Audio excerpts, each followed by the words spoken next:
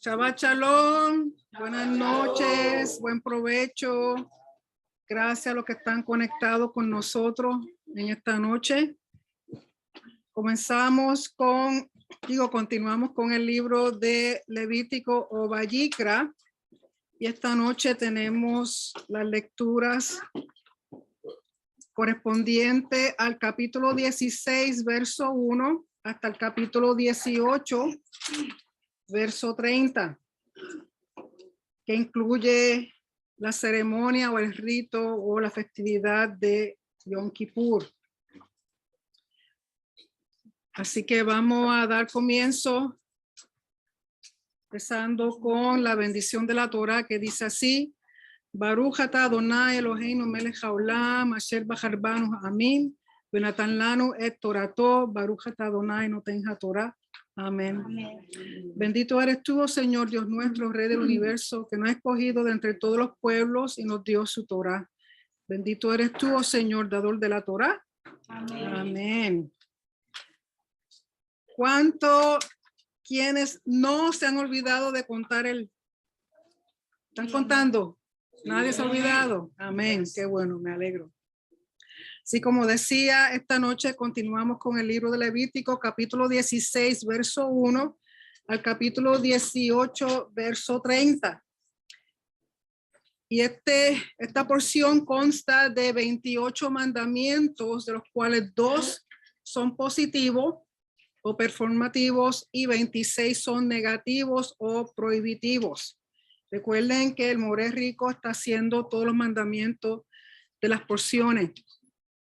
Si no han visto esos estudios, se encuentran en Tesoro del Templo. Si no están inscritos al Tesoro del Templo, les recomiendo que lo hagan, porque ahí están todos los estudios, no tan solamente el templo, sino también los relacionados con los mandamientos de cada parashá o de cada porción.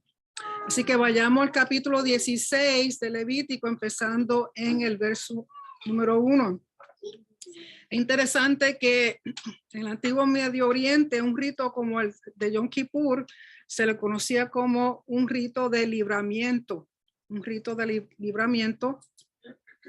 o de remoción, y el propósito era remover y destruir impurezas, Y la purificación se hacía a través de sangre ofrendada y luego de un acto de remoción o libramiento, que es lo que va a ser el azazel. El objetivo principal es mantener el santuario puro. El propósito de Yom Kippur es purificar, en este caso el Mishkan, en el futuro en el templo sería el Mikdash, de todas las contaminaciones causadas por los pecados del pueblo de Israel. Pero recuerden que en ningún momento, ni siquiera Yom Kippur, tenía que ver con pecados que eran voluntarios y que eran con rebeldía, que eran entendiendo que lo que estaban haciendo estaba mal.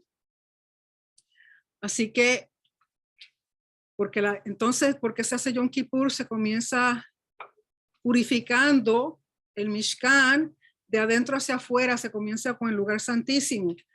Y eran los sacerdotes mismos que tenían la mayor amenaza de contaminar el Mishkan. ¿Por qué? Porque ellos tenían acceso a los lugares más santos. Entonces, si ellos por alguna razón estaban en impureza ritual, entonces contaminaban todo el lugar donde ellos estaban trabajando o ellos estaban haciendo sus servicios a Hashem.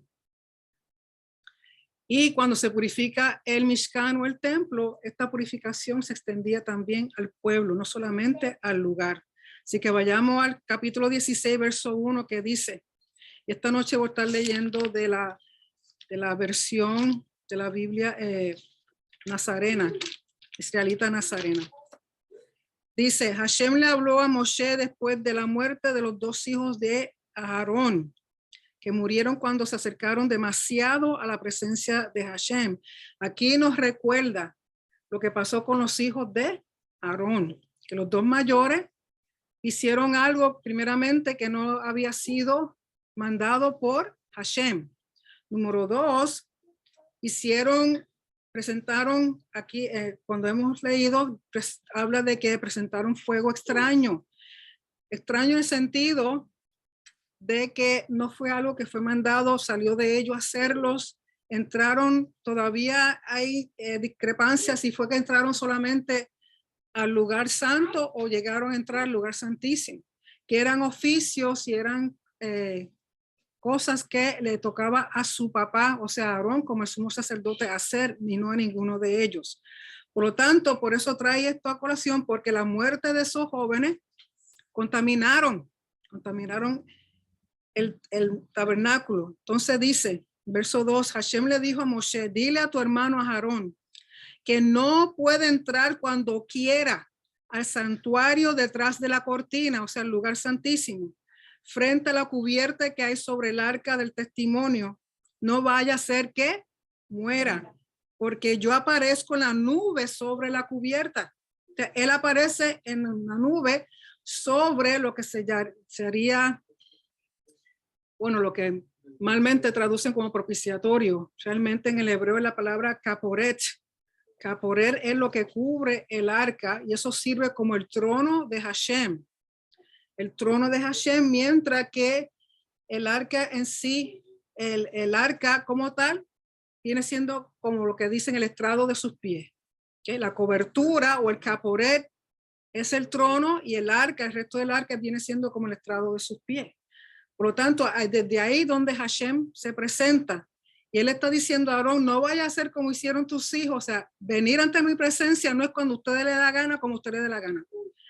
Vas a entrar de cierta manera, y número 2, va a ser cuando yo diga, y en el momento que yo diga. Recuerden que para Yom Kippur, solamente una vez al año el sumo sacerdote tenía acceso a entrar al lugar santísimo. Por eso le dice esto a Aarón, porque si lo hace fuera de tiempo o fuera de como Hashem ha dictado, la consecuencia era muerte.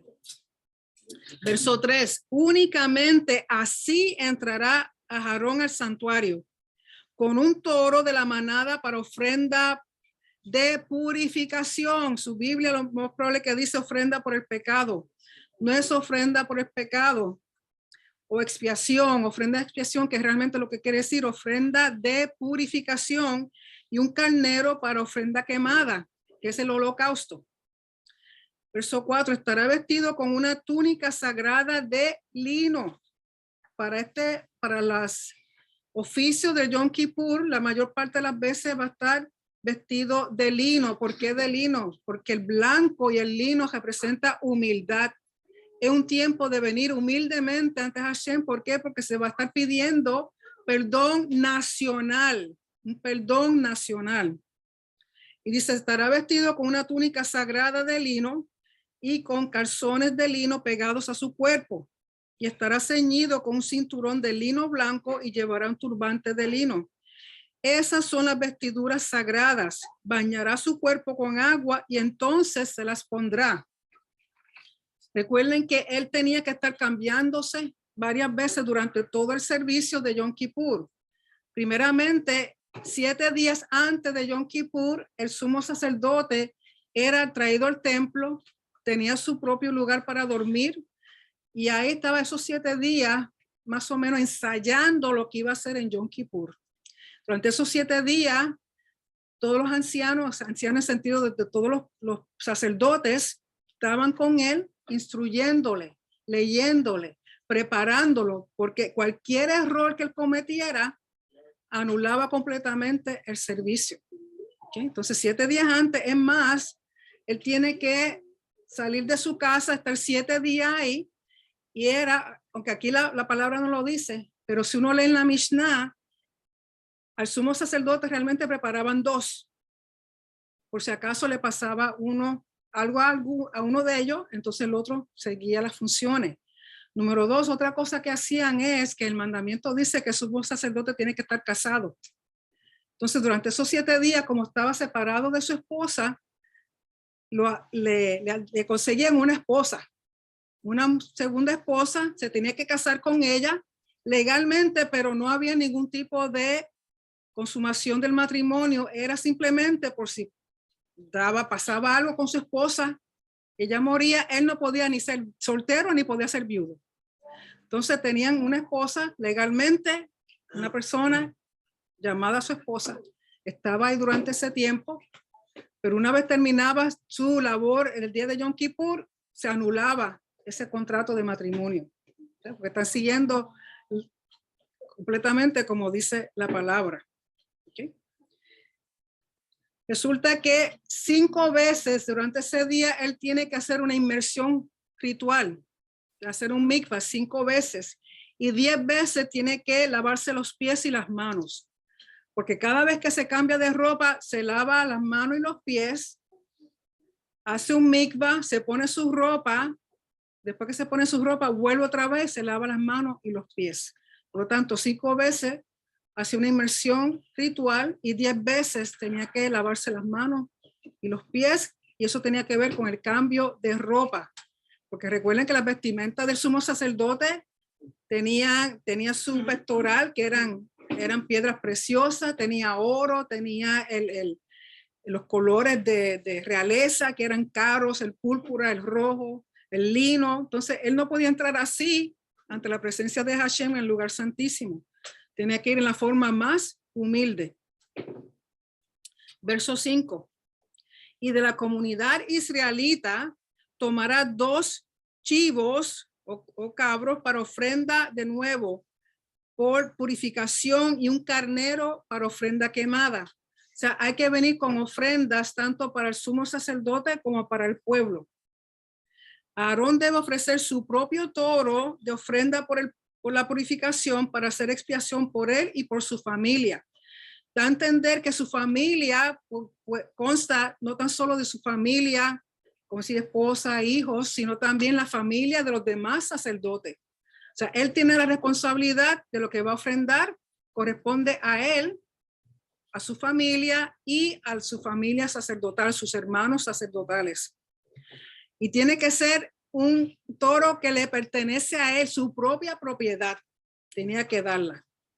Verso 7. Aarón tomará los 2 chivos y pondrá delante de Hashem a la entrada de la carpa de reunión. Y hará un sorteo por los 2 chivos, uno marcado para Hashem y el otro marcado para, aquí dice emisario, pero en la mayoría de las Biblias dice Azazel. ¿Ok? Hay mucha discusión con respecto a qué significa Azazel. Hay varias cosas, varias opiniones. Realmente nadie sabe exactamente, pero las 3 opiniones son las siguientes. ¿Qué significa Azazel? Unos dicen que es el nombre del lugar donde el cabro era llevado, porque tiene que ser una región inaccesible, una tierra difícil, básicamente una tierra donde no crece nada, donde no hay vida. La segunda opinión dice que tiene que ver con el nombre del cabro como tal, que es llevado, que es enviado.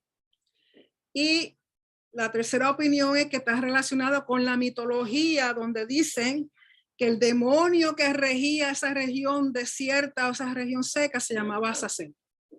¿Okay? Así usted escoja la que a usted más le guste.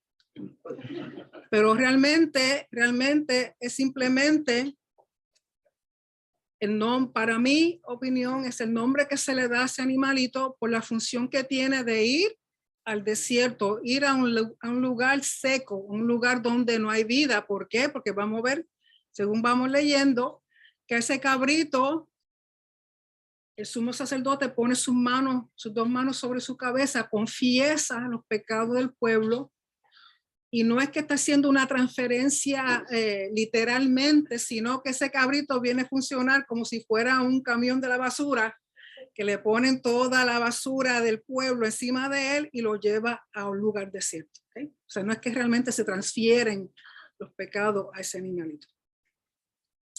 Y dice, verso 9, Aarón traerá el chivo designado por sorteo para Hashem y lo presentará como ofrenda de purificación. ¿Y cómo hacían esto? Había una cajita bien adornada, muy bonita, y adentro habían 2 piedras. Y el sacerdote venía, metía la mano y sacaba una piedra, y con la otra mano sacaba la otra. Una vez tenía las piedras en las manos, abría, y casi siempre, un 99.9% de las veces, la que decía que era para Hashem, le tocaba en su mano derecha, mientras que la otra, la de Azazel, le tocaba en su mano izquierda. Y era un sorteo, se hacían uso de ese sorteo en ese sentido. Y la cuestión es por qué lo hacían así. Esos dos cabritos, esos dos chivos, tienen que ser idénticos, idénticos en valor, idéntico en su forma, en sus características, en su color, en su tamaño, todo era como si tenían que ser como si hubieran sido hasta gemelitos. No podía haber distinción entre el uno y el otro. ¿Por qué? Porque uno iba a ser ofrendado y el otro iba a dejarse ir. Es interesante que mencionaron Yeshua. Para aquellos que ustedes no saben, o quizá lo saben, cuando Yeshua estaba ante Pilato, ustedes recuerdan que él le pregunta al pueblo a quien en aquel tiempo, para la época de Pesaj, dejaban ahí a un preso. Y los ponen a los dos, ponen a Yeshua y ponen al otro, que la Biblia usualmente lo describen como Barrabás. ¿Okay? Primero que nada, no era Barrabás, sino en el arameo es Bar-Abba. Pero en el español te lo tiran todo y Barrabás. Es Bar-Abbas. Y da la causalidad que el nombre de ese Bar-Abba era Yeshua. Entonces tenemos Yeshua Bar-Abba, y Bar-Abba significa hijo del Padre. Entonces tenemos dos Yeshua, ambos hijos del Padre. El único que uno realmente era el verdadero hijo del Padre. Los tienen al frente y le dan a escoger. ¿Qué sucede? El pueblo dice que dejen ir libre a Bar-Abba y que maten a Yeshua. Entonces Yeshua, en términos de Yom Kippur, el cabrito que es ofrendado viene siendo Yeshua, fue ofrendado, su vida fue dada por el pueblo, mientras que Bar-Abbas fue dejado ir libre. ¿Okay? Por lo tanto, no es que Yeshua sea un cabro, no me hagan no piensen, porque Yeshua ni simbólicamente se le llama el cordero, simbólicamente representa a los cabros de Yom Kippur. Recuerden que Yeshua cumple con todas las festividades, con todo lo que la Torah dice. Por lo tanto, aún en eso tenemos dos individuos con el mismo nombre. Uno es dejado ir y el otro es crucificado. Y aquí dice, Aarón traerá el chivo designado por sorteo para Hashem y lo presentará como ofrenda por purificación. Mientras que el chivo designado por sorteo para Azazel se dejará vivo delante de Hashem para hacer expiación o purificación con él y enviarlo al desierto como Azazel o como emisario. Verso 11, Aarón ofrecerá entonces su toro de ofrenda por el pecado o purificación para hacer expiación por él y por su familia. Inmolará su toro de ofrenda por purificación. ¿Y por qué tiene que ser que correctamente sea una ofrenda de purificación? Porque el propósito es purificar, limpiar el santuario de todas las impurezas rituales del pueblo. Porque una de las cosas es que el pueblo, si hubo una persona que se contaminó con un muerto y nunca hizo la purificación de las aguas con la ceniza de la vaca roja, ¿se olvidó? Y nunca lo hizo. Esa contaminación sigue. O quizá tardaron en traer ofrendas con respecto a alguna ofensa. Entonces, ¿qué sucede? Esas cosas se acumulan. Porque el pecado tiene algo que aunque nosotros no lo veamos en el ámbito espiritual, en la esfera espiritual, un pecado tiene como unas garras y se sigue extendiendo y abarca a todo el pueblo y abarca sobre todas las cosas a la casa de Hashem. Entonces, en medio de esa impureza, Hashem no se puede mantener. Porque un Dios, un Elohim puro, limpio, santo, ¿cómo se va a mantener en un lugar? Somos nosotros. Si usted sabe que su suegra viene a quedarse en su casa, ¿qué es lo primero que hacen? Limpiar todo, se vuelven locos y meten la basura por debajo de la alfombra y siguen por ahí para abajo. Porque hay que ella venga y haga así, pase su dedito por la ¿verdad que sí? Pues imagínense entonces la casa de Hashem, la casa del Rey del universo. Entonces él en su misericordia provee de estos ritos para limpiar, para que él se pueda quedar, mantenerse. Y dice, verso 12, y tomará un incensario lleno de brasas encendidas sacadas del altar delante de Hashem y 2 puñados de incienso aromático finamente molido y lo traerá detrás de la cortina. ¿Cuántos fuegos había en el altar?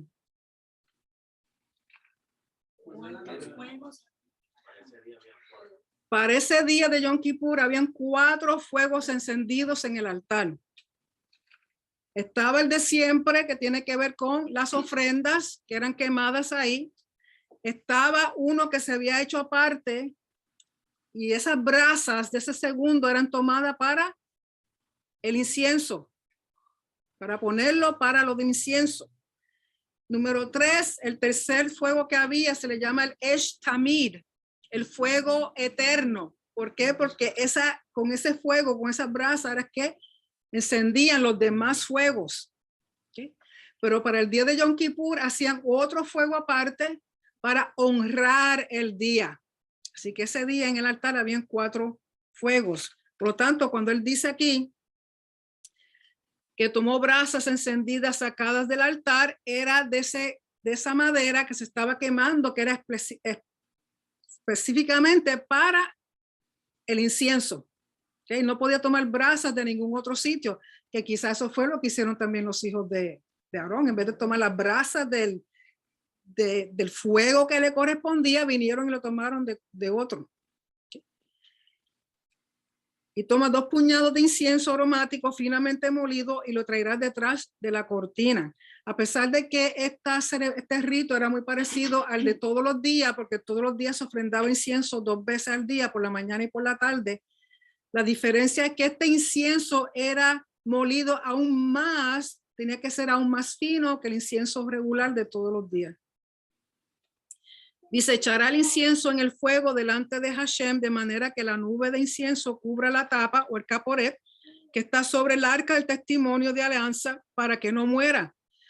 Lo que dicen los comentaristas, sobre todo en la Mishnah, es que cuando él ponía esas brasas en el incienso, recuerden que lleva el incienso, lleva brasas, pone las brasas o pone el incienso en las brasas, surge un humo, o sea, surge humo.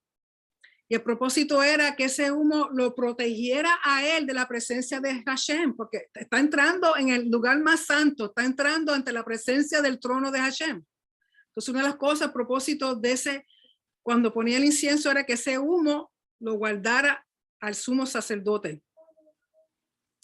Por eso dice, para que no muera, verso 14, tomará un poco de la sangre del toro y la rociará con su dedo sobre la cubierta, o sea, el caporet, por el lado oriental. Y por el frente de la cubierta rociará un poco de la sangre 7 veces. Lo que hacía era, según lo explica en la Mishnah, era que como cuando uno, bueno, no sé si uno lo hace, pero como si tirara un latigazo para arriba y luego 7 veces. Entonces tenían una forma de contar, porque si contaban menos de 7, anulaban. Podía contar más, pero nunca podía contar menos de 7. ¿Okay? Y recuerden que mientras él está haciendo esto, conscientemente él tiene que estar pensando exactamente en lo que está haciendo y lo que significa. No puede estar pensando, no apagué la estufa o no cerré bien la puerta. Él tiene que tener una concentración exacta para lo que está haciendo. Verso 15, entonces inmolará el chivo del pueblo para ofrenda por el pecado, traerá su sangre detrás de la cortina y hará con su sangre como habrá hecho con la sangre del toro. La rociará sobre el caporet y al frente de la cubierta. ¿Por qué? Porque recuerden que más adelante vamos a leer que en la sangre está la vida. Las impurezas y las contaminaciones del pueblo separan al pueblo de Hashem. Si Hashem es vida y las impurezas te separan de él, ¿qué es lo opuesto a vida? Muerte. Entonces lo único que sirve para volver a traer vida al lugar, limpiarlo, purificarlo es la sangre. Por eso usa la sangre del toro que él ofrenda y del chivo que le corresponde al pueblo para limpiar. O sea, aquí la sangre sirve como si fuera un agente limpiador, como si fuera Clorox, como si fuera un desinfectante. ¿Ok? Verso 16. Así, dice, purificará el santuario de las impurezas y transgresiones de los israelitas por todos sus pecados, y hará lo mismo por la carpa de reunión que mora en ellos en medio de sus impurezas. O sea, da a entender que además de rociar la sangre sobre el arca, rocía también sobre la cortina que separa del lugar santísimo del lugar santo. Luego va al lugar santo. Y también vamos a leer que hace lo mismo con el altar de incienso. Una vez hace eso, entonces sale afuera. Y el altar de afuera también tiene que ser purificado. Entonces, comienza de adentro hacia afuera, porque recuerden que el primer mueble que se hace antes de montar el Mishkan fue ¿cuál? El arca.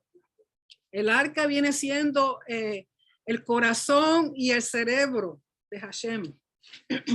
Por eso aún en la naturaleza, el embrión, cuando un bebé es concebido, los primeros dos órganos que comienzan a funcionar que comienzan a formarse es el corazón y el cerebro. Que ya a los 18 días de concebido un bebé, una vida, que como he dicho otras veces, que la madre todavía ni siquiera sabe que está embarazada, porque aún no le ha faltado su primera menstruación a los 18 días, esa vidita tiene un corazón latiendo. Y a los pocos días comienza entonces el cerebro a funcionar. Por eso el arca es tan importante. ¿Okay? Y dice, verso 17, cuando entra a hacer expiación en el santuario, nadie más podrá estar en la carpa de reunión hasta que él salga. O sea, mientras él está haciendo esto, ningún otro sacerdote, ningún levita, absolutamente nadie puede estar en el lugar santo o dentro aquí en este caso del Mishkan. Cuando haya hecho expiación o purificación por sí mismo y por su familia, por toda la congregación de Israel, saldrá al altar que está delante de Hashem y lo purificará. Aquí está hablando del altar de incienso. Tomará un poco de la sangre del toro y del chivo y la aplicará a los 4 cuernos del altar. Recuerden que el altar de incienso tenía 4 cuernos. Aquí él mezcla la sangre del toro y del chivo, la sangre que le corresponde al sacerdocio y la sangre que le corresponde al pueblo. Y pone en los 4 cuernos. Y aquí él tiene una secuencia por cómo hacerlo. No era que venía y a cualquier cuerno le ponía sangre. Había un orden de cómo hacerlo. Ahora mismo no recuerdo, pero tenía que ser exactamente como está implicado y como dice la Mishnah, porque recuerden que la Torá da los mandamientos, pero no te explica los mandamientos. Para eso está la Mishnah. Todos esos detallitos que no están aquí están explicados en la Mishnah. Entonces dice, verso 19, y el resto de la sangre la rociará sobre él mismo con su dedo 7 veces, de nuevo 7. ¿Por qué es tan importante el número 7? El 7 tiene que ver con creación, el 7 tiene que ver con santidad, el 7 tiene que ver con algo completo, tiene que ver con plenitud, con bendición. Por lo tanto, 7 veces el arca hay que rociarlo, 7 veces el altar de incienso hay que rociarlo. Así lo purificará de las inmundicias de los israelitas y lo consagrará. O sea, de adentro hacia afuera, ¿qué está haciendo? Volviendo a consagrar todo, limpiar todo. Por eso el 7, que tiene que ver con creación, está restaurando de nuevo la santidad de estos lugares, la santidad de estos muebles. Cuando haya terminado de purificar el santuario, la carpa de reunión y el altar, traerán el chivo vivo. Okay, ya él ha usado la sangre del toro, la sangre del chivo. Entonces ahora viene el chivo vivo que le corresponde al pueblo. Dice, verso 21, Aarón pondrá sus 2 manos sobre la cabeza del chivo vivo y confesará sobre él todas las maldades y transgresiones de los israelitas. Todas las maldades y transgresiones que no fueron voluntarias. Aquí lo que se está limpiando es todo pecado que no fue voluntario, que no fue conscientemente, que no lo hizo con rebeldía. Porque para eso no había ofrenda. El pago para un pecado que era voluntario, que se hacía con rebeldía, que era una transgresión, que yo lo hice porque me dio la gana. como el adulterio, la idolatría, cosas así, la consecuencia de ese pecado era muerte. Por lo tanto, cuando habla aquí de todas las maldades y transgresiones, solamente está haciendo referencia a aquellos pecados que no eran voluntarios. Por todos sus pecados, porque aquí dice por todos sus pecados, pues la gente pensará que todos los pecados. No, solamente aquellos que eran involuntarios. O si fue con voluntad, pero se arrepiente el individuo, porque hay personas que hacen algo y no se arrepienten sabiendo que está mal. No, no y no. Es ese tipo de pecado para lo cual ni siquiera Yom Kippur podía limpiar. Poniéndolo sobre la cabeza del chivo y lo enviarán al desierto mediante un hombre designado. De nuevo, hace una confesión y este era el único día en que el nombre de Hashem era pronunciado tal y como se decía. Hoy día nadie sabe cómo se dice el nombre, así que cuando empiezan a decir Yahu, Yahweh, Yahweh, whatever, nadie sabe, solamente los sacerdotes sabían y era el único día en que realmente se pronunciaba el nombre de Hashem. Es más, se pronunciaba 10 veces durante toda la ceremonia. Y cada vez que decían el nombre del Señor de Hashem, para el piso, todo el mundo, 10 veces durante toda la ceremonia. Así el chivo llevará sobre sí todas las maldades de ellos a una región inaccesible y soltarán al chivo en el desierto. Entre las cosas que hacían cuando uno está leyendo el Talmud, sobre todo el Talmud tiene mucha más información. Este animalito era llevado desde el templo o desde Jerusalén afuera, a las afueras de la ciudad, a un lugar desierto, un lugar árido, un lugar donde no vivía nadie, porque realmente no era sitio para sembrar ni para tener animales ni nada. Y mientras él iba, cada cierto distancia tenían como unas sucas, unas casetas, personas con agua, con comida, por si ese sacerdote, porque recuerde que este es un día de ayuno, por si cuando ese individuo está llevando el cabrito por todo ese lugar desierto, que hace un sol bien buena gente, que no ha comido en 24 horas, que ha estado preparándose para este momento, por si se desmayaba o se sentía mal, había personas en cada cierta distancia para proveerle de agua o de alimento. Según el Talmud, nunca ocurrió que alguien tuviera que hacer uso de eso, sino que seguían todo el camino y era una distancia de millas llegar a ese lugar.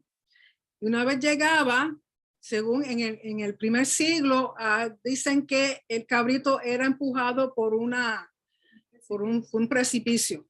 ¿Okay? La Biblia no dice así, sino que es llevado a ese lugar. Pero tengo entendido que durante la época del primer siglo lo tiraban por un precipicio pero antes de hacer eso tomaban un hilo rojo, porque cuando era sacado del templo se le ponía un hilo rojo alrededor de sus cuernos. Cuando llegaba ese punto en que iban a enviar ese animalito por el precipicio, el sacerdote quitaba el hilo, lo picaba, se quedaba con un hilo en la mano y el otro se lo dejaba puesto en el cuerno. Y cuando ese animalito caía por el precipicio, pues, lógico, moría, caía en pedacitos. Dicen que en aquel tiempo el hilo el cual se quedaba de rojo tornaba a blanco. Como dice Isaías, que los pecados que son rojos como el carmesí se devolverán como... ¿Okay? Pero también dicen que después que Yeshua murió, resucitó y fue el Padre, eso nunca volvió a suceder. Que el hilo jamás volvió a ponerse blanco. Okay. Y dice, verso 23, y Aarón entrará a la carpa de reunión, se quitará las vestiduras de lino que se pone cuando entra al santuario y las dejará allí. Esas ropas no se pueden sacar de ese lugar, primero que nada por la santidad. Número 2, no volvían a usarse. Tenían un lugar específico donde dejar esa ropa y jamás de nuevo volvía a usarse. Bañará su cuerpo con agua en el precinto sagrado y se pondrá sus vestiduras. Entonces saldrá y presentará su ofrenda quemada y la ofrenda quemada del pueblo, haciendo expiación por él y por el pueblo. En uno de estas inmersiones, tenían la costumbre de que uno de los mikvah quedaba en el techo del templo. Entonces lo que hacían es ponían una sábana para cubrirlo, para que nadie viera su desnudez. Lógico, en el Mishkan no hay techo, pero dan a entender de que había un lugar separado para que él pudiera hacerse el mikvah, y también lo cubrían para que nadie viera su desnudez. Recuerden que ver la desnudez de un individuo, sobre todo de un siervo de Hashem, no está malo. Verso 25. La grasa de la ofrenda por la purificación la convertirá en humo sobre el altar. O sea que al toro, la grasa del toro y del chivo que eran ofrendados, esa grasa, recuerden que siempre le pertenece a Hashem, tenía que ser quemada totalmente en el altar. El que soltó el chivo emisario, Azazel, lavará su ropa y bañará su cuerpo con agua. Después de eso podrá entrar de nuevo al campamento. ¿Por qué? Porque él llevó el chivo que representa los pecados del pueblo, entonces él se contamina. Por lo tanto, cuando va de regreso tiene que hacer lo mismo, hacerse una mikvah, cambiarse de ropa, esperar para poder volver a entrar al campamento. El toro de ofrenda por la purificación y el chivo de ofrenda por purificación, cuya sangre se trajo para purificar el santuario, serán sacados del campamento. O sea, las demás piezas de esos dos animalitos que no fueron quemadas en el altar tenían que ser sacadas fuera de la ciudad. ¿Acaso Yeshua también fue crucificado fuera de la ciudad? ¿Okay? Aún el libro de Hebreo habla de eso, hace esa comparación. Y dice, purificar el santuario, serán sacados del campamento y sus cueros, sus carnes, su estiércol serán consumidos al fuego. El que los queme lavará su ropa y bañará su cuerpo en agua. Después de eso podrá entrar de nuevo al campamento. Entonces el que está quemando las piezas de los animales también tiene que bañarse, cambiar su ropa porque se contamina, porque esto representa el pecado del pueblo. ¿Okay? Aquí dicen, recuerden que el servicio entero tiene que ser por el sumo sacerdote, pero para darle un break al sumo sacerdote, él comenzaba, por ejemplo, a matar el animalito y otro seguía. Empezaba, tiraba una pieza al altar, pero entonces otro sacerdote seguía, ¿okay? Porque en total él tenía que hacer 42 pasos dentro de todo el servicio de Yom Kippur todo ese día. Y recuerden que está en ayuna desde el día antes. Y un toro, por más pequeño que sea, pesa. Tirar esas piezas al altar, cortar ese animalito, quitarle la piel, hacer todas esas cosas requiere fuerza, requiere tiempo y requiere mucha concentración. Verso 29. Y esta será para ti una ley perpetua. En el mes séptimo, el día 10º del mes, ustedes practicarán la negación propia, o sea, ayunar, y no harán ningún tipo de trabajo, ni el ciudadano ni el extranjero que reside entre ustedes. O sea, esto es por siempre. Verso 30, el propósito. Porque en este día se hará expiación o purificación por ustedes, para limpiarlos de todos sus pecados. Ustedes quedarán puros delante de Hashem. De nuevo, todos sus pecados son aquellos que no son voluntarios, que no son por rebeldía. Ustedes quedarán puros. Son los términos de limpiar y puro, son términos lenguaje de templo. Por eso, si usted no conoce el templo, no entiende lo que es impureza ritual, lo que es impureza moral, no va a entender el propósito de este rito de Yom Kippur. ¿Okay? Y realmente uno dice Yom Kippur, pero la Torah dice Yom HaKippurim, que viene siendo el día de todas las purificaciones, porque tiene que ver con el pueblo completo. Esto es nacional. ¿Y por qué es nacional? Porque el pecado que yo cometa lo afecta a ustedes. El pecado que usted cometa me afecta a mí. Como dije, el pecado no se ve, pero se extiende como si fuera un cáncer, como si fuera, se penetra, afecta. Por lo tanto, por eso este día se limpia la casa completa y tiene que ver con todas las personas de la nación.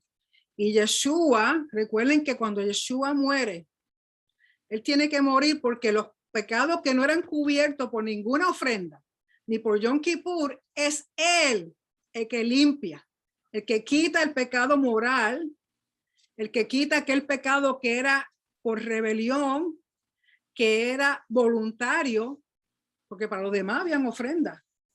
Si no, entonces Yeshua no hubiera tenido por qué morir. ¿Por qué? Porque ese tipo de pecado, la consecuencia era que muerte.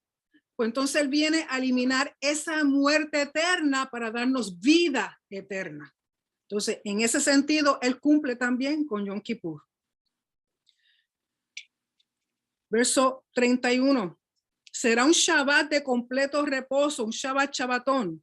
Para ustedes, practicarán la negación propia o el ayuno, es una ley perpetua.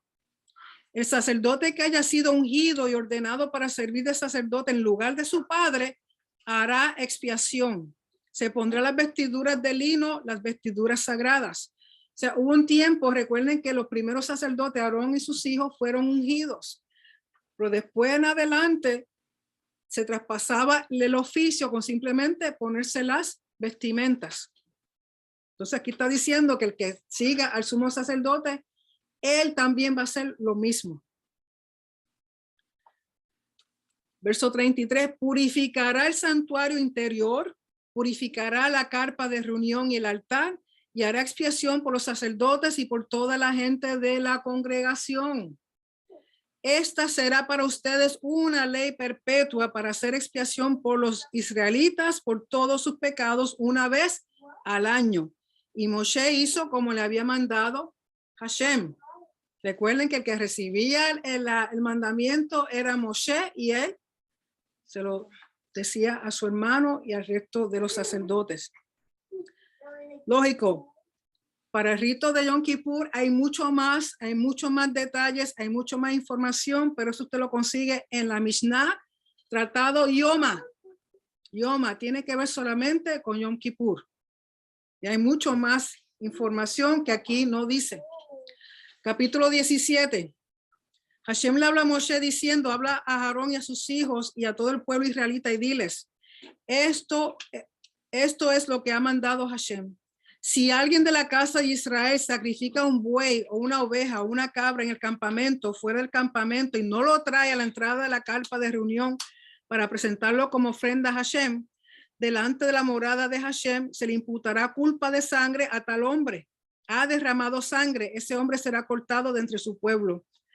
Y aquí lo que da a entender es que cualquier persona que mate un animalito fuera de la jurisdicción del Mishkan, que lo mate con intención de ofrendarlo, tiene que hacerlo delante del Mishkan. Si lo hace fuera del Mishkan, se va a entender que es idolatría. Esto es para que los israelitas traigan los sacrificios que han estado haciendo al descubierto, para que los traigan delante de Hashem, al sacerdote, a la entrada de la carpa de reunión y los ofrezcan como sacrificios de bienestar a Hashem. ¿Por qué? Porque ellos llevaban haciendo sacrificios fuera de un lugar central. Una vez está el Mishkan y una vez está el templo, fuera de esos lugares nadie puede hacer un sacrificio.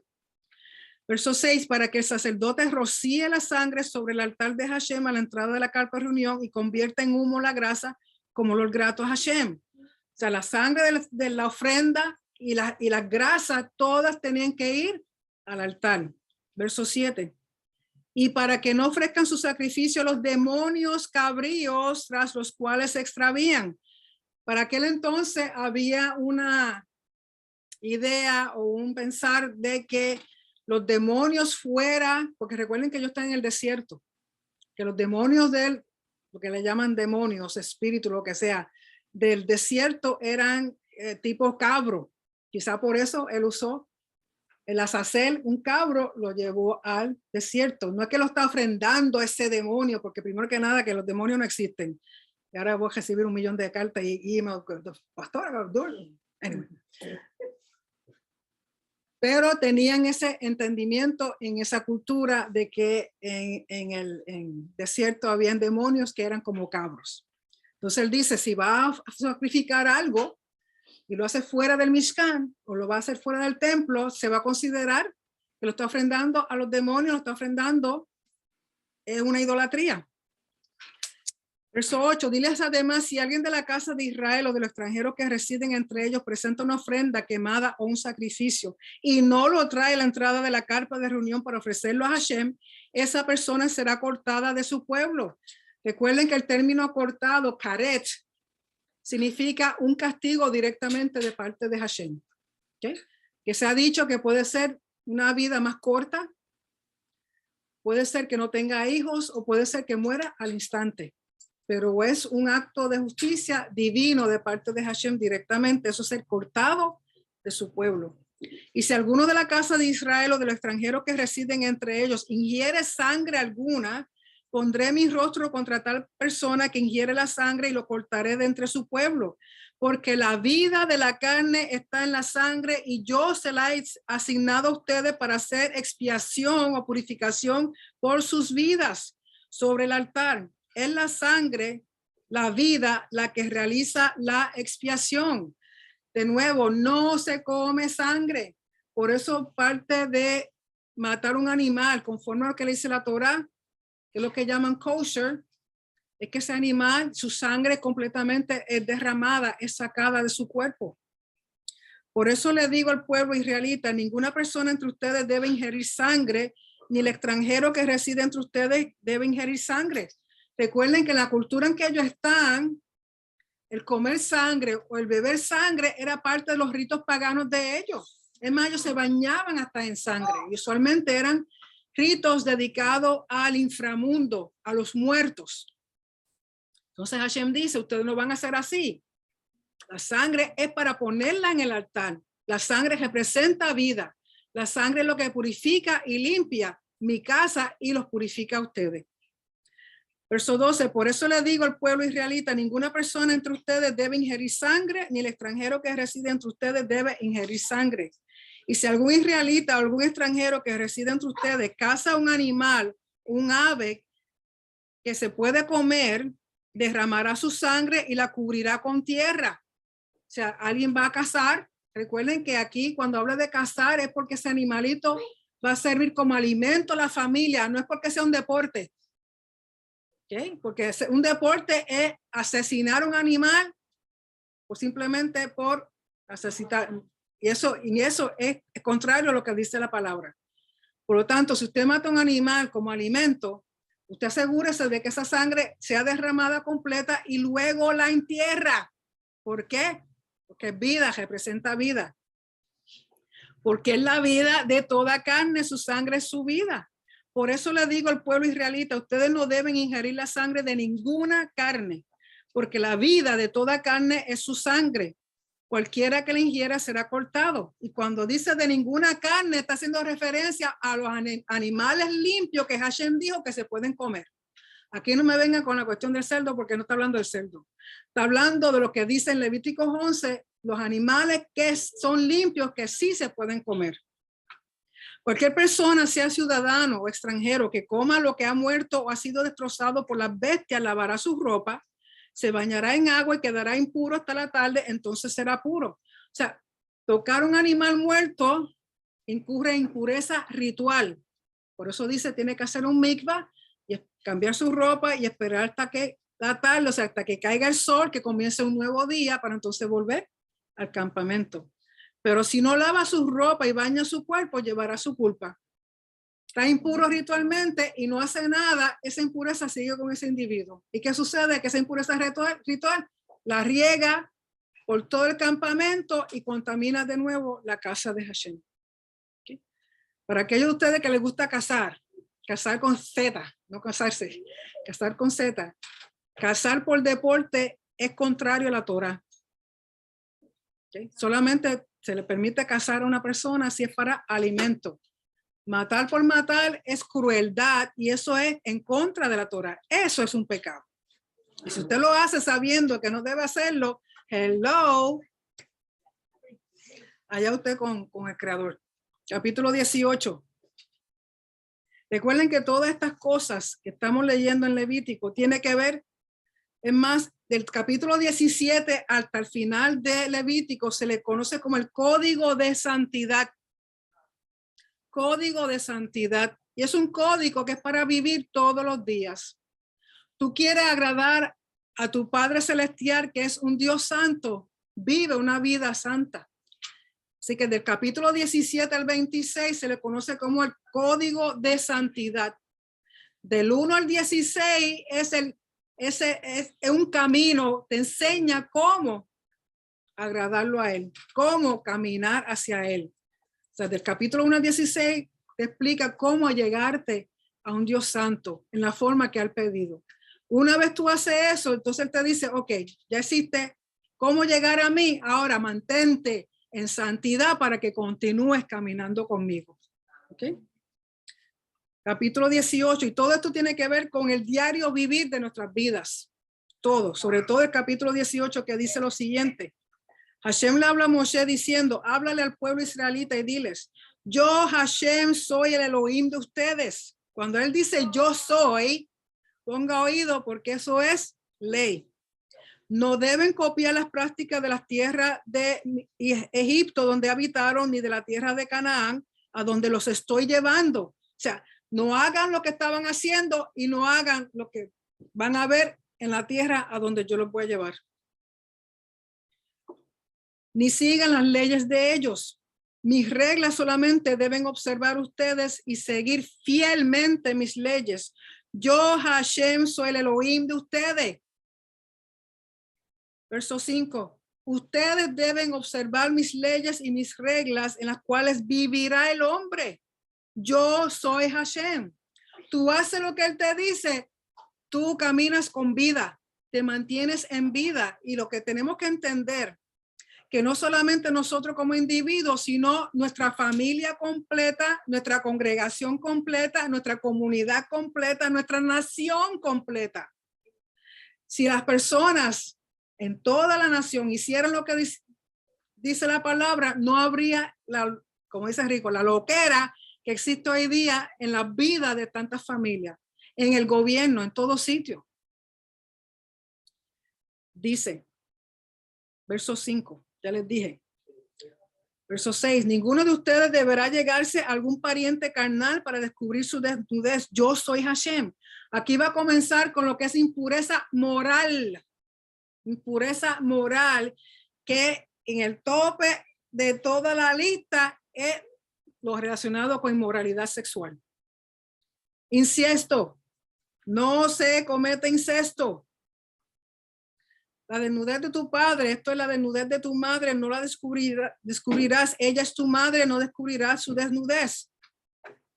No descubrirás la desnudez de la esposa de tu padre, es la desnudez de tu padre. O sea, si él se casó con otra mujer que no es tu mamá, tampoco te da derecho a tú tener relaciones con ella.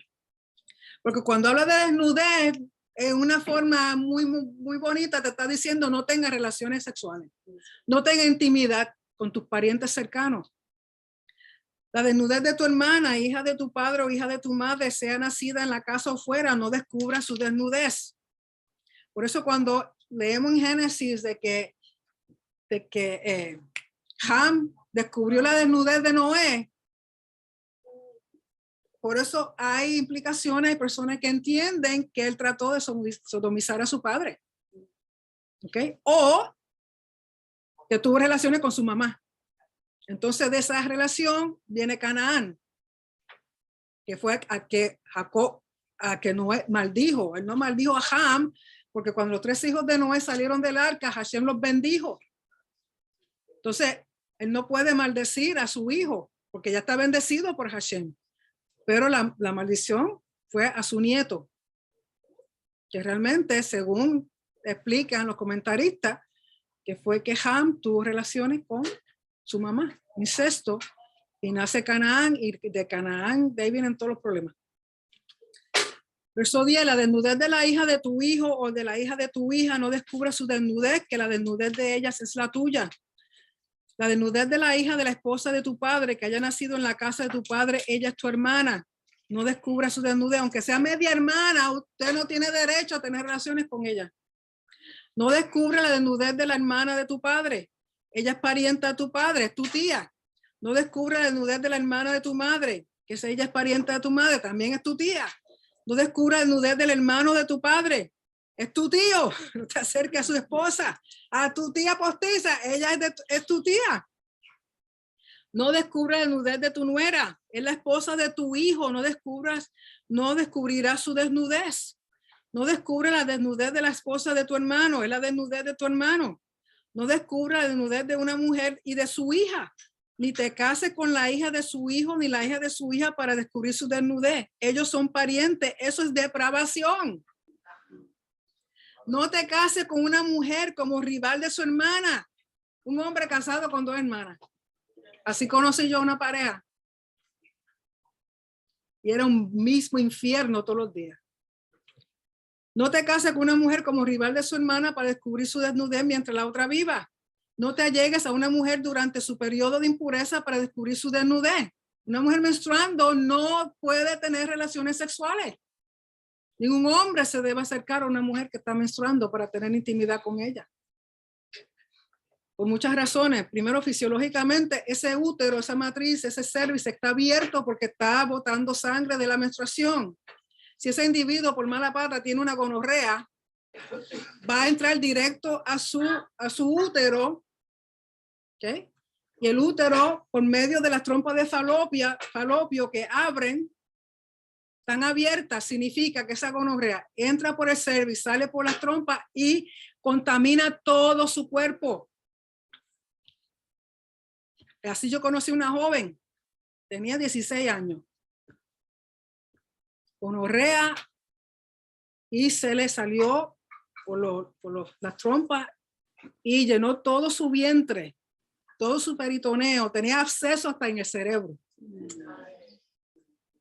¿Okay? Se puede causarle unos daños terribles y lo menos que le iba a pasar era quedar estéril, porque eso causa cicatriz. Entonces cuando Hashem dice no haga esto, aunque no te dé la explicación, hoy día científicamente se sabe por qué. ¿Okay? O puede ser al revés, que ella tenga alguna lesión, entra por los tubos, sale por abajo y él ahí quedó. ¿Okay? Dice, no tengas relaciones carnales con la esposa de tu prójimo para contaminarte con ella. Adulterio te contamina a ti, te contamina todo tu alrededor, tu familia, donde quiera que te meta, hay contaminación. Verso 21, no permita que nadie de tu prole sea ofrecido a Molech y no profanes el nombre de tu Elohim. Yo soy Hashem.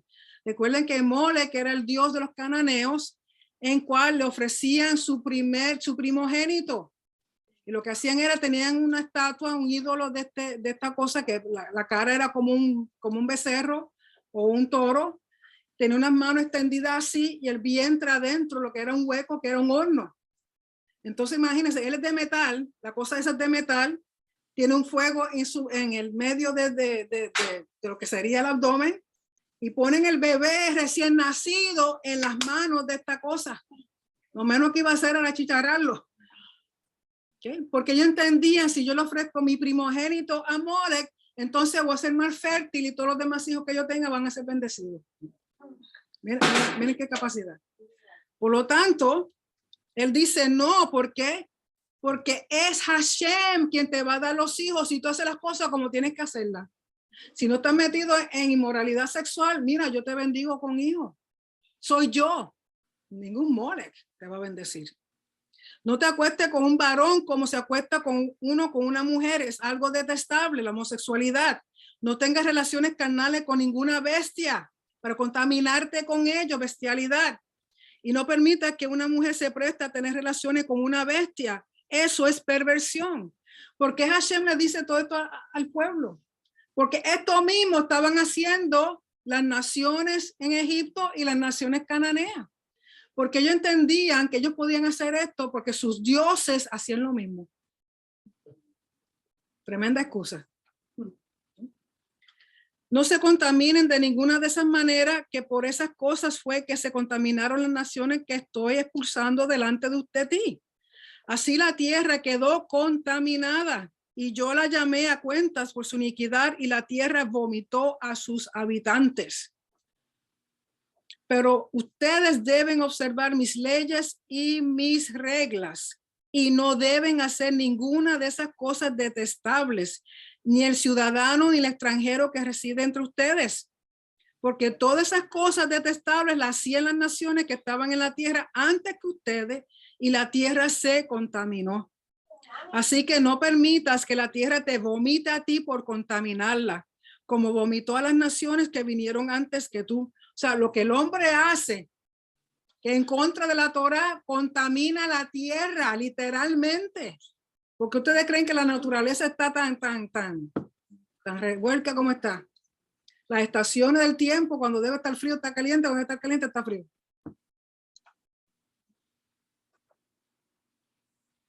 Todo el que haga cualquiera de esas cosas detestables, las tales personas serán cortadas de su pueblo. Personas que mueren, que tienen una vida corta. No estoy diciendo que todo el que muere joven es por eso, pero Dios tiene el derecho legal. Si tú dices estar en pacto, entonces significa que por la legalidad del pacto, él tiene derecho a hacer contigo como él quiera, porque si está invalidando el pacto, él tiene derecho con toda la fuerza de la ley venir en contra tuya. Ustedes deben cumplir mi orden de no inmiscuirse en ninguna de las prácticas detestables que se practicaban antes de ustedes y no deben contaminarse mediante ellas. Yo soy Hashem su Elohim. O sea, cuando Hashem dice, no se hace, aunque no te explique por qué, simplemente porque uno lo ama y uno está en pacto, uno obedece, aunque uno no entienda. ¿Okay? Así que con eso terminamos la porción de la Torá. Recuerden que si usted quiere más información sobre Yom Kippur, la Mishnah, el Tratado Yoma, tiene muy buena explicación. También el Talmud, que tiene también una sección llamada Yoma, que tiene que ver con Yom Kippur, da otras explicaciones. Hay mucho más de lo que simplemente se leyó aquí. Así que vamos a tomar un tiempito, un momentito para alguna pregunta, si alguien tiene alguna pregunta al respecto. Y hagan preguntas que yo pueda contestar. Voy a poner aquí para que puedan. ¿Alguna pregunta aquí ustedes? ¿Entendieron todo? Clarito. Repitan.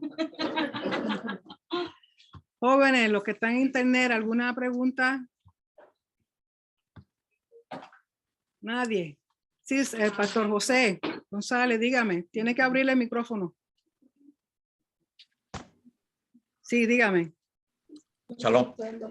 Sáqueme de una duda, por favor. Usted dijo que no hay demonios. Ya sabía yo que iban a preguntar. No es realmente.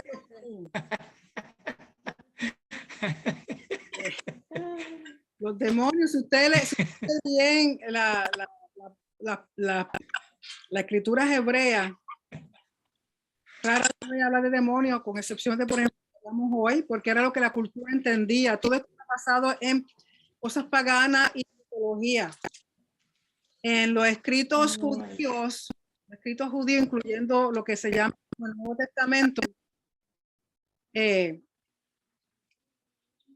no es hasta el primer siglo que comienzan las cuestiones de demonios, de espíritus inmundos, una serie de cosas. ¿Por qué? Porque está asociado con la mitología griega y las mitologías romanas.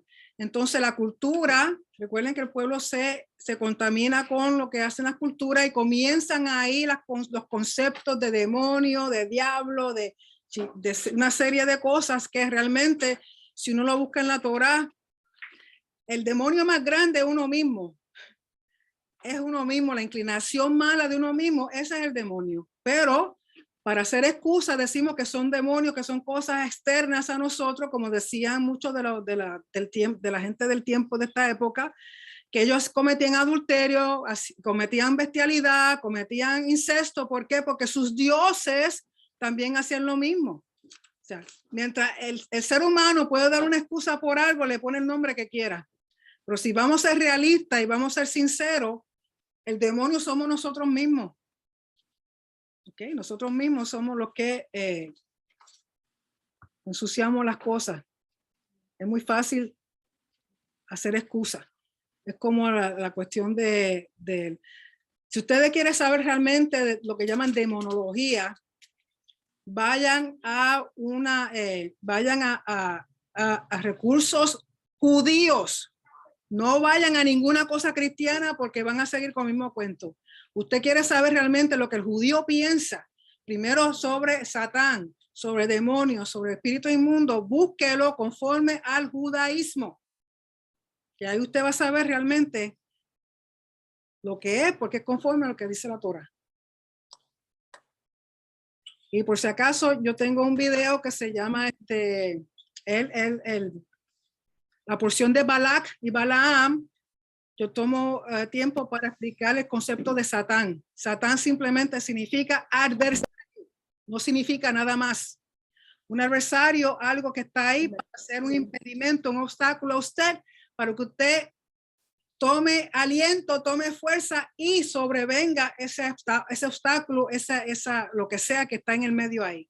Simplemente es para hacer un obstáculo, un adversario, una piedra de tropiezo, pero no es nada más. Porque no hay, lo que son demonios son, lo que traducen como demonios, le llaman demonios, son ángeles, más bien son ángeles que su función es ser un adversario. No hay un solo Satán. Todos los ángeles que Hashem creó con el propósito de ser adversario son Satán. ¿Okay? Entonces, por eso cuando Yeshua le dice a Pedro, apártate de mí, Satán, lo que está diciendo, apártate de mí, adversario, porque tú quieres impedir algo, por lo cual ya yo estoy destinado a hacer. O sea, tú no puedes impedir la voluntad del Padre. Eso es lo único que significa Satán. Lo que significa un demonio es un adversario, un obstáculo, porque ningún demonio tiene voluntad propia, que son ángeles, que esa es su función. Están sometidos a obedecer al Creador. Ninguno de ellos tiene voluntad propia ni puede hacer nada sin la voluntad de Hashem. Por eso en el cuentito de Job, el que llaman Satán, el ángel que es adversario, ¿a dónde va a pedir permiso? Al Padre, porque ellos no pueden hacer nada por voluntad propia. No sé si eso le ayudó o le complicó la vida, pero más o menos. ¿Okay? Sí, dígame. No. Rosario. Buenas noches, pastora. A mí me complicó la vida. Porque Jesús supuestamente echa muchos demonios cuando cura. Y en la Biblia dice que echa demonios. Pero en aquel tiempo, muchas enfermedades, como no la entendían, le achacaban la enfermedad a demonios. Por ejemplo, lo que llaman, o lo que hoy día se conoce como epilepsia, lo que llaman demonio, es que el muchacho joven se tiraba al fuego, se tiraba aquí o salía cosas por su boca, son síntomas de epilepsia. Es más, por eso muchos de ellos les llamaban lunáticos. ¿Por qué? Porque están influenciados, los epilépticos están influenciados por la luna. O sea, personas, enfermedades que están asociadas con las fases de la luna, por eso le llaman lunáticos. O sea, había muchas cosas en el primer siglo que no se entendían. Entonces, aquellas cosas que no entienden, tratan de explicarlo llamándole demonio, espíritu inmundo, que Yeshua pudo sanar porque eran enfermedades que él podía sanar. ¿Okay? De nuevo, esto es un estudio bien profundo, simplemente con lo que yo le estoy diciendo ahora no es suficiente, hay que buscar información, hay que estudiarla y tiene que ser con el entendimiento judío, porque si lo buscan de otra manera, siguen con el mismo cuento. ¿Okay? Aún cuando dice que Yeshua fue llevado al desierto para ser tentado por el diablo, Satán, whatever you want to call him. Sí, es un ángel que Hashem envió específicamente para hacer un tropiezo, un obstáculo a Yeshua. Exacto. O sea, si ustedes miran bien con el concepto de tropiezo, de obstáculo, ¿verdad? De querer impedir la voluntad del Padre, ¿okay? Porque cuando viene una tentación, ¿es para qué? Para ver si uno se va a mantener firme en lo que cree, en lo que sabe que está correcto. ¿Okay? Pero muchas personas, o muchas veces nosotros no hemos podido resistir nosotros mismos, o sea, somos nosotros mismos los que damos, accedemos o no accedemos a algo. Pero es muy fácil echarle la culpa a un demonio, a un espíritu, a Satanás, a lo que sea, póngale el nombre que usted quiera. ¿Okay? Pero realmente somos nosotros. Por eso en el judaísmo no creen en Satán como cree el cristianismo, ni creen en los demonios como creen el cristianismo. ¿Okay? Al contrario, ellos se alegran de que haya un Satán, de que haya un adversario, porque eso te impulsa a tú ser mejor, a tú mejorarte, a tú traspasar ese obstáculo, esa adversidad. ¿Okay? O sea, el concepto en judaísmo y cristianismo son completamente opuestos. Rosario, te dejé más complicada que el principio. No, ahora sí lo entendemos, sí. Ahora sí. Muchas gracias. Hay que buscarlo en fuentes judías, porque si lo buscas Claro. en el cristianismo, se quedan igual. ¿Okay? Gracias. A tu orden. Wanda. Ay, Shalom. Shalom, ¿cómo estás? Bien, gracias a Dios, estoy bien, gracias. DH, yo estoy un poco enredada también aquí, porque he estado pensando en el episodio del Gadareno, que tenía, pues, era un loco, estaba loco. Y Yeshua, pues, con autoridad, sacó a todo eso que lo estaba estorbando, ese hombre. Sí, pero son y cosas. Los envió un acto. Él lo puede, sí, pero recuerda que tiene que ver, ahí tiene que ver con impureza ritual. Ah.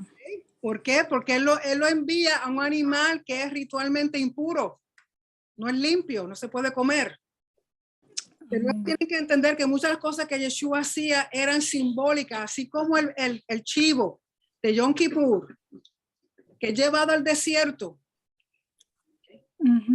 Es algo visual. Yeshua no tenía PowerPoint, pero él hacía muchas cosas para que visualmente la gente entendieran que va de una cosa inmunda a otra cosa inmunda.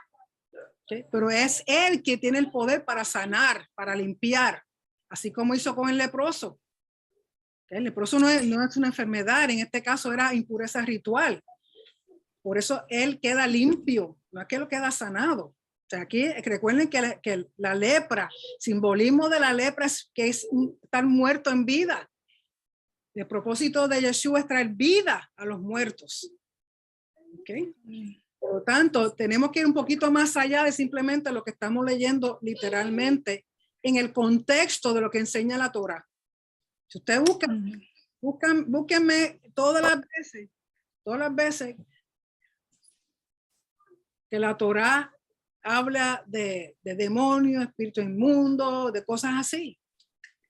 En el Nuevo Testamento lo va a ver. ¿Por qué? Por la influencia romana y la influencia griega. Recuerden que para la época de Yeshua están bajo, pasaron de una época de helenismo, de tratarlo de asimilarlo a los griegos, a los romanos, que tenían su mitología idéntica que los griegos, lo único que le tenían diferentes nombres a sus dioses y a todas esas cosas. Anyway, realmente el concepto de Yom Kippur, de la porción de hoy, tiene que ver con impureza ritual, impureza moral. ¿Okay? Sí, Denny. Como estábamos leyendo de que no se podía tocar el animal o persona, ningún tipo de carroña muerta de animal o de persona. Hace un tiempo hicimos unos estudios sobre esa situación con Sansón. Cuando ya sabemos cuál era como Hashem había estipulado las condiciones de él. Entonces dice que mató un animal en el monte, un cachorro de león, y después ella encontró una abeja dentro de esa carroña. Aplicaba en él también que tenía que estar en ese momento. Sí, porque estaba... Sí y no, porque el propósito de eso era otra cosa. Sí. ¿Okay? Cuando él está desafiado por los filisteos. ¿Okay? Pero ahí no tenía él que hacer... Lo más probable que sí. Pero de nuevo, son cosas que no te dicen porque son cosas que eran ya entendidas y conocidas para ese tiempo. ¿Okay? Es como siendo él nazareo, él no podía tomar nada que fuera de uva, vino, pasa, nada de eso. Tenía su pelo largo porque él, de nacimiento, o sea, desde el vientre, Hashem lo llamó nazareo. Entonces, hay dos funciones ahí porque sí, mi amor, come y toca, pero que es carroña. Exacto, sí, pero aunque no lo explique, es como en el Nuevo Testamento no te explica que después que Yeshua tocó el leproso fue y se hizo un mikvah. Eso se sobreentendía para ese tiempo, para esa época, para la cultura. ¿Okay? Dime, papá.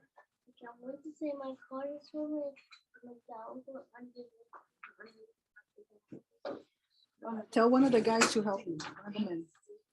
Sí, ¿alguna otra pregunta? Cherry, ¿tenías preguntas? ¿Te me fuiste?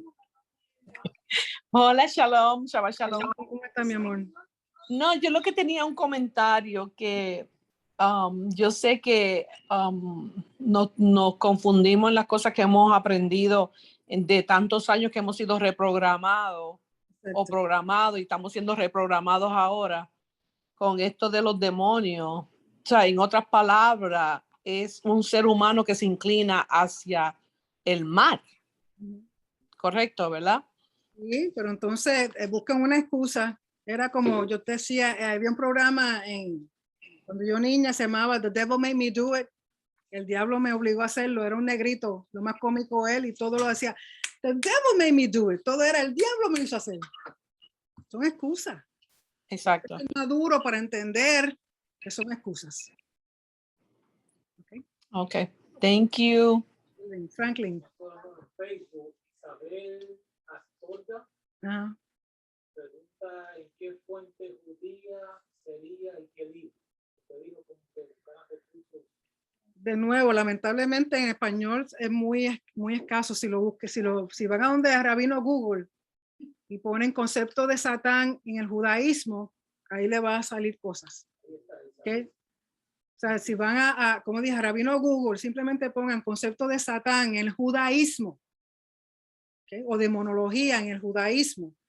Hay lo que se llama Jewish Virtual Library, biblioteca virtual judía, en inglés, y tiene mucha información al respecto, pero está en inglés. Sí. Ajá. Habla de cómo Dios utiliza los ángeles como los ángeles. Exacto. Aparece uno y dice, yo voy conjunto a los profetas, digo, ve y hazlo. Un ángel adversario. Exacto. Exacto. Tenemos que entender que lo que la gente llaman demonio o Satán o diablo o lo que sea, son ángeles. Ángeles que Hashem creó, es su ejército. Así como un ejército hay generales, hay sargentos, hay personas que no tienen ni siquiera un rango todavía, que están empezando, que hay su orden, que hay su jerarquía, también una jerarquía dentro del ejército de ángeles que Hashem creó. Y tienen diferentes funciones. Hay quienes son mensajeros, hay quienes están para ser guerreros, hay ángeles que son adversarios, y en hebreo el término adversario es Satán. Satán no es un nombre propio, Satanás no es un nombre propio, es una función. ¿Ok? Por lo tanto, es un ejército que está, no tienen voluntad propia, están ahí para hacer lo que Hashem les diga. Pero de nuevo, el mal entendimiento, la influencia griega, la influencia romana, la mitología, lean nada más la mitología griega. Todos los insectos, Zeus con la hija, con el novio, con el caballo, con la becerra, con lo que sea, tienen a fulano, sutano y así sucesivamente. Simplemente vayan a la mitología griega. Hay incesto, hay adulterio, hay bestialidad. Entonces ellos usan eso para entonces decir, ay, como mi Dios lo hace, pues yo lo puedo hacer. Entonces eso mismo lo hacía en los cultos, en los templos paganos. Entonces, ¿por qué Hashem dice estas cosas? Porque no quieren, no hagan como hacen ellos. Ustedes son diferentes, ustedes son mi pueblo. Ustedes hacen como yo hago porque yo soy santo. Si quieren imitar algo, mira, imíteme a mí, no a las naciones. Sí, algo más. Sí, el Pastor Jesús. Shabbat shalom a todos. Acá meditando. Es que fuimos programados, enseñados y todo lo que están compartiendo los hermanos tiene un punto de partida cuando se nos enseñó de que Satanás se rebeló contra Dios y se trajo la tercera parte y esos ángeles fueron cambiados de ser ángeles a demonios. Entonces es ahí donde está el problema por entender eso y no comprender, porque cuando vamos a la Torah, los demonios estaban dormidos, porque no vas a encontrar de Génesis Que no existe. hasta no hay demonio allí. No hay. No Y eso no de hay ángeles caídos es una fábula, es mitología, eso no es cierto, porque no tienen voluntad propia. Cuando la gente dice que hubo ángeles caídos, hicieron lo que le dio la gana con las mujeres, están diciendo que Hashem no es lo suficientemente poderoso para detener eso. Porque ellos fueron creados para servirle a él y hacer su voluntad. Ellos no tienen voluntad propia. Y otra cosa, cuando leen en Isaías, no sé si Isaías o Ezequiel, que habla de rey de Tiro, que estuvo en el Edén, que se tuvo piedras preciosas y chichichija, están usando terminología real de reyes. ¿Okay? Están usando, se llama una cosmología, no sé si es cosmología real o qué sé qué, pero es dando características cosmológicas a los reyes. Entonces, el rey de Tiro lo describen como lo describen, como si fuera un ángel, como si fuera alguien que tuvo, dice que fue vestido de piedras preciosas, que fue que se unique, que el día que lo crearon, bla, bla, bla. Es una forma de describir a reyes. O sea, si no entiende la cosmología del antiguo Medio Oriente, cuando leen eso, por eso salen con lo que salen de que si está hablando de Satanás, no está hablando de Satanás. Y eso es lo que hay que tratar de en este tiempo. Eso nos está llevando que tenemos que estudiar. Exacto. Eso nos está llevando que tenemos que comenzar a buscar la información y está allí. De la iglesia de sentarse a que me den, no piensan, no preguntan, no buscan, no validan nada. Pues mira, se quedan sí, para eso, o sea, por eso mucha gente no quiere salir de donde están, porque le va a costar hacer cambios, le va a costar hacer cambios, reprogramarse, estudiar, validar, verificar. Entonces, pero son muy pocos los que quieren hacer eso. Dice que se encontraron a Satanás llorando. Le preguntaban que por qué estaba llorando. Dice que de todo le echaban la culpa. Y cría fama y acuéstate a dormir, un refrán acá en Panamá. Exacto. Algo más jóvenes con lo que leímos en la porción. Sí, buenas noches. Sí. Buenas noches a todos. Buenas noches, pastora.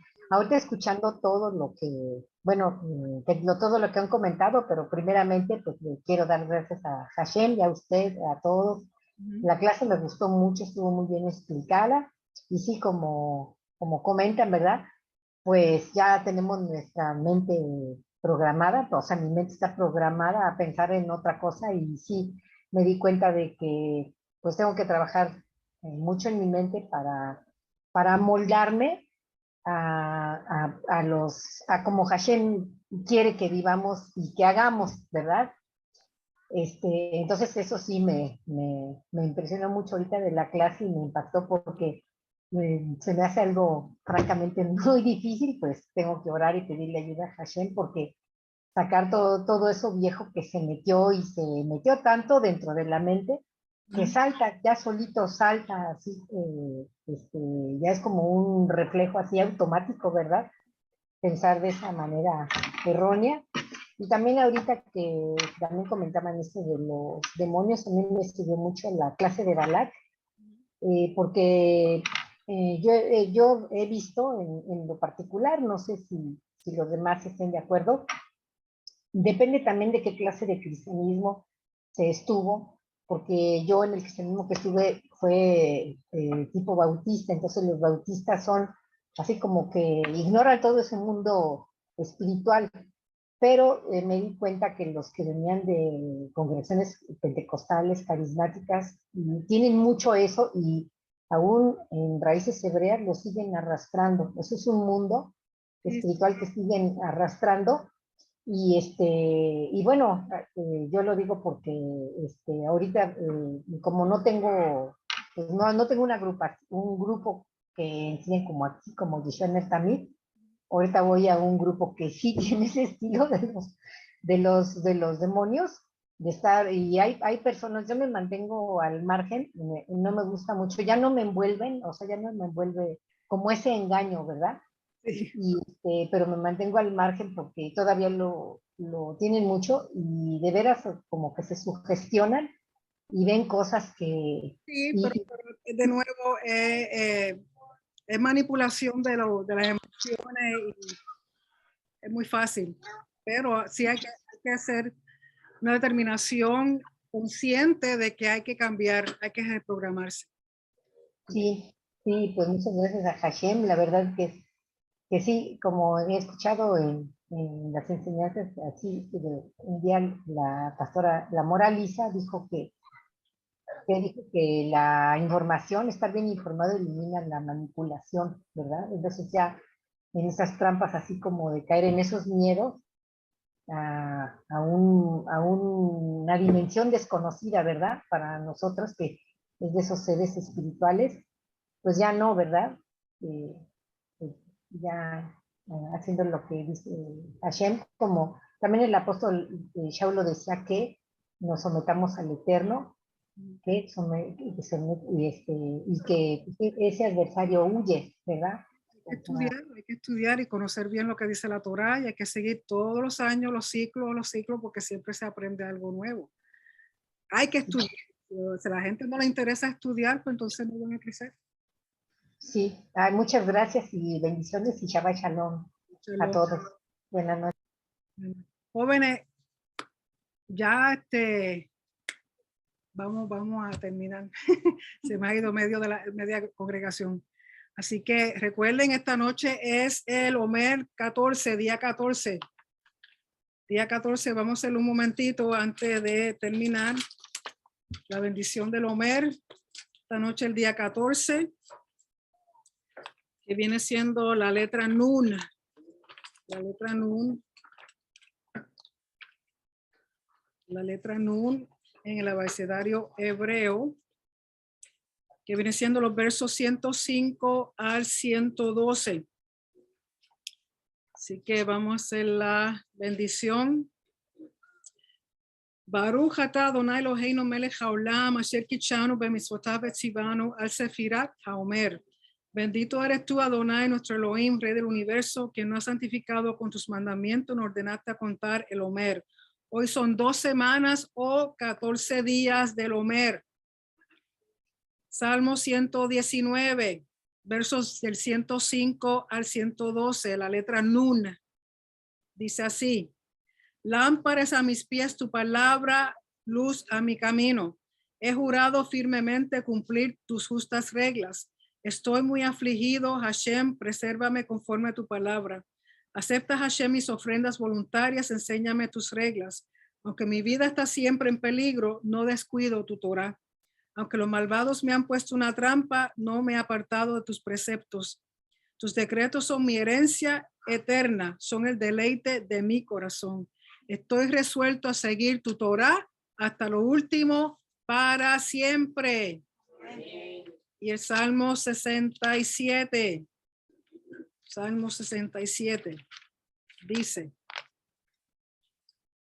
que Elohim tenga compasión de nosotros y nos bendiga, que nos muestre su favor, Sela, para que se conozca tu voluntad en la tierra y entre todas las naciones tu salvación. Que todos los pueblos te alaben, oh Elohim, que te alaben todos los pueblos, que se alegren y se regocijen las naciones, porque riges a los pueblos con equidad y guías a las naciones de la tierra. Sela, que todos los pueblos te alaben, Elohim, que te alaben todos los pueblos, que la tierra produzca su fruto, que Elohim, nuestro Elohim, nos bendiga. Que Elohim nos bendiga y que los reverencien todos los confines de la tierra. Amén. Así que, jóvenes, gracias por su tiempo, por estar conectados con nosotros.